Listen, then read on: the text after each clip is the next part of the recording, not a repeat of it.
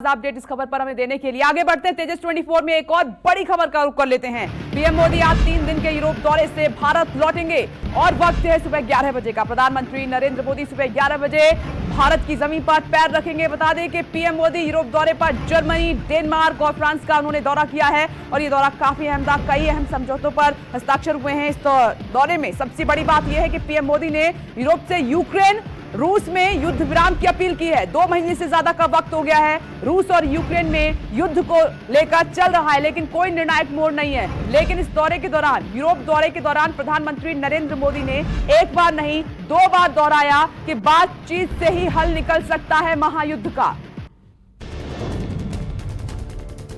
Europe की 3 देशों की यात्रा के बाद पीएम मोदी फ्रांस से भारत के लिए रवाना हो गए हैं। पीएम मोदी सुबह करीब 11 बजे भारत पहुंचेंगे। यूक्रेन संकट के बीच पीएम ने जर्मनी, डेनमार्क और फ्रांस का दौरा किया। इस दौरान उन्होंने यूक्रेन में युद्ध विराम की भी अपील की। पीएम ने German chancellor Olaf Sholes, Denmark की पीएम मेटे फ्रेडरिक्सन और फ्रांस के राष्ट्रपति मैक्रों से मुलाकात की। पीएम मोदी ने सभी देशों के साथ द्विपक्षीय वार्ता की।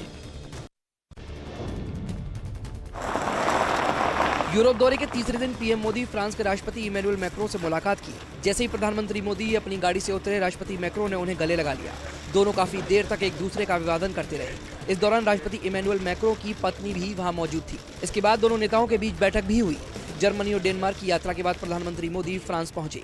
फ्रांस पहुंचते ही पीएम मोदी ने ट्वीट किया कि फ्रांस हमेशा भारत का मजबूत साझेदार रहा है।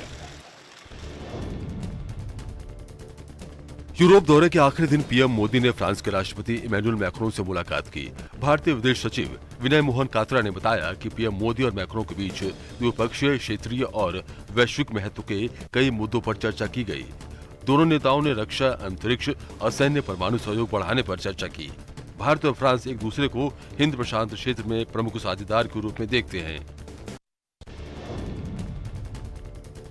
यूरोप दौरे के दौरान पीएम मोदी ने डेनमार्क के नेताओं को कई उपहार भेंट किए हैं। पीएम मोदी ने अपने तोहफों के सहारे भारत के विविध रंगी कला कौशल का संदेश दिया है। उन्होंने क्राउन प्रिंस फ्रेडरिक के लिए छत्तीसगढ़ की डोगरा आर्ट गिफ्ट की है। इसके अलावा क्राउन प्रिंसेस मैरी के लिए बनारसी मीनाकारी कला से सजी चांदी की नन्ही चिड़िया तोहफे में भेंट की है। पीएम मोदी ने डेनमार्क की महारानी मार्गरेट द्वितीय को कच्छ की रोगन पेंटिंग गिफ्ट की है।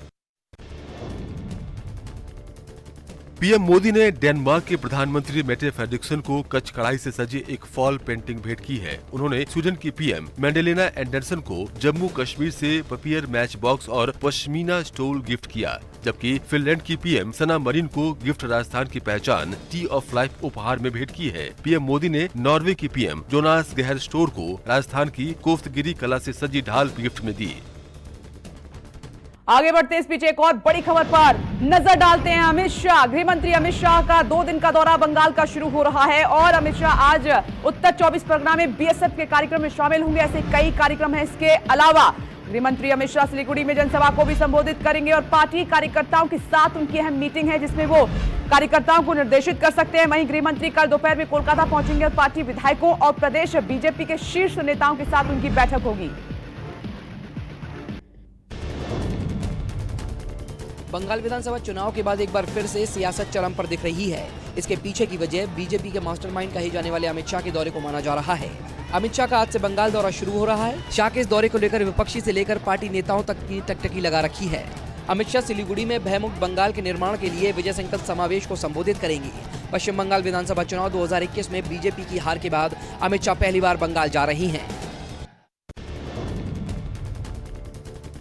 आज से बीजेपी अध्यक्ष तेलंगाना और केरल के दौरे पर रहेंगे। वो दोनों राज्यों में जनसभाओं को संबोधित करेंगे और कई कार्यक्रमों में हिस्सा लेंगे। हैदराबाद में आज प्रदेश बीजेपी पदाधिकारियों की बैठक की अध्यक्षता करेंगे और महबूब नगर में एक रैली को संबोधित करेंगे। नड्डा शुक्रवार को केरल की यात्रा करेंगे और कोझिकोड बीच पर एक जनसभा को संबोधित करेंगे। टीआरएस सरकार पर अपने चुनावी वादों को लागू करने के लिए बीजेपी जनम गोसा भाजपा भरोसा रैली करेगी। तेजस 24 में एक और ब्रेकिंग न्यूज का रुख कर लेते हैं। टीएमसी राष्ट्रीय कार्यकारिणी समिति की आज बैठक होने जा रही है। टीएमसी सरकार के तीसरे कार्यकाल की पहली सालगिरह पर बुलाई गई है अहम बैठक। इसमें ममता बनर्जी, सूत्रों के हवाले से खबर यह है कि बैठक टीएमसी भवन में बुलाई गई है और खबर यह भी है कि टीएमसी की बैठक बंद कमरे में होगी और ममता बनर्जी कुछ अहम फैसले ले सकती हैं। बंगाल विधानसभा में टीएमसी की जीत के 1 साल पूरा होने के बाद आज ममता बनर्जी ने पार्टी की राष्ट्रीय कार्यकारी समिति की बैठक बुलाई है। बैठक राज्य में टीएमसी सरकार के तीसरे कार्यकाल की पहली सालगिरह पर बुलाई गई है। पश्चिम बंगाल में जीत के 1 साल बाद टीएमसी लगातार राज्य में मजबूती से उभर रही है, जबकि बीजेपी में अंतर्कलह मची हुई है। अब तक बीजेपी के 15 पदाधिकारी टीएमसी में शामिल हो गए हैं। तृणमूल कांग्रेस के वरिष्ठ नेता ने बताया कि राष्ट्रीय कार्यकारी समिति की बैठक बंद कमरे में होगी। राष्ट्रपति रामनाथ कोविंद आज मिजोरम का दौरा करेंगे। वो आइजोल में मिजोरम विद्यालय के 16वें दीक्षांत समारोह को संबोधित करेंगे। राष्ट्रपति बनने के बाद रामनाथ कोविंद का दूसरा मिजोरम दौरा है। कल राष्ट्रपति ने असम के तामुलपुर में बोडो साहित्य सभा के 61वें वार्षिक सम्मेलन को संबोधित किया था। बुधवार को आजादी के अमृत महोत्सव के एक हिस्से के रूप में DONER मंत्रालय के गुवाहाटी में पूर्वोत्तर महोत्सव के समापन समारोह में भी राष्ट्रपति शामिल हुए। और आइए जल्दी से एक और बड़ी खबर का रुख कर लेते हैं। जम्मू कश्मीर में सुरक्षा बलों को बड़ी कामयाबी मिली है। ऑपरेशन क्लीन को लगातार अंजाम दिया जा रहा है। ऑपरेशन ऑल आउट सांबा के पास एक पाकिस्तानी सुरंग का खुलासा हुआ है। ये बहुत बड़ी खबर है। ये सुरंग अंतर्राष्ट्रीय सीमा से सिर्फ 150 मीटर की दूरी पर है और बीएसएफ की विशेष चेकिंग अभियान के दौरान इस सुरंग के बारे में पता चला है। ये सुरंग का खुलासा हुआ है। अब जांच की जा रही है और साथ में ये भी कहा जा रहा है कि हाल ही में जिन आतंकवादियों ने जम्मू कश्मीर में वो एंट्री ली या घुसे किसी तरीके से, इस सुरंग का सहारा लेकर वहां पर वो पहुंचे हैं। जम्मू कश्मीर के सांबा में एक पाकिस्तानी सुरंग का पता चला है। ये सुरंग अंतर्राष्ट्रीय सीमा से सिर्फ 150 मीटर की दूरी पर है। ये पाकिस्तानी पोस्ट चमन खुर्द से भी सिर्फ 900 मीटर की दूरी पर है। इसका पता तब चला जब बीएसएफ की ओर से विशेष चेकिंग अभियान चलाया गया। सीमा पार से आए दिन आतंकी भारत में घुसपैठ की कोशिश करते रहते हैं। इसके लिए वो कई बार सुरंगों का सहारा भी लेते हैं।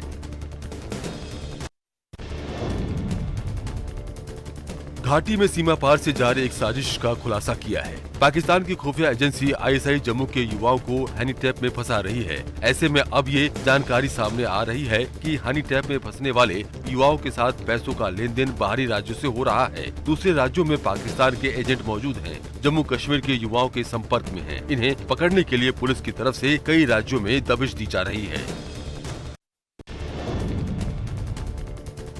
गुजरात में कच्छ तट से एक बार फिर एक पाकिस्तानी नाव को रोका गया है। बीएसएफ ने हरमीनाला में बॉर्डर पिलर नंबर 1158 के पास क्रीक क्षेत्र से एक पाकिस्तानी नाव को रोका। गश्त कर रहे बीएसएफ के जवानों को भारतीय जल सीमा में 2 से 3 मछुआरे नजर आए, लेकिन बीएसएफ के जवानों के वहां पहुंचने से पहले ही वो मछुआरे पाकिस्तानी सीमा में वापस चले गए। बीएसएफ के जवानों ने पाकिस्तानी नौका को जब्त कर लिया है। एक और ब्रेकिंग न्यूज का रुख कर लेते हैं। गुजरात में ट्रिपल तलाक कानून में पहली सजा। पालनपुर में कोर्ट ने आरोपी को सजा सुनाई है। इस मामले में कोर्ट ने आरोपी को 1 साल कैद की सजा सुनाई है, साथ ही 5,000 रुपए का जुर्माना भी लगाया है। खबर यह भी है कि गुजरात के पालनपुर में क्लास 1 अधिकारी ने अपनी पत्नी को 3 बार तलाक बोलकर घर से निकाल दिया था और अपनी पत्नी और बच्ची होने के बाद भी उसने शादी की थी।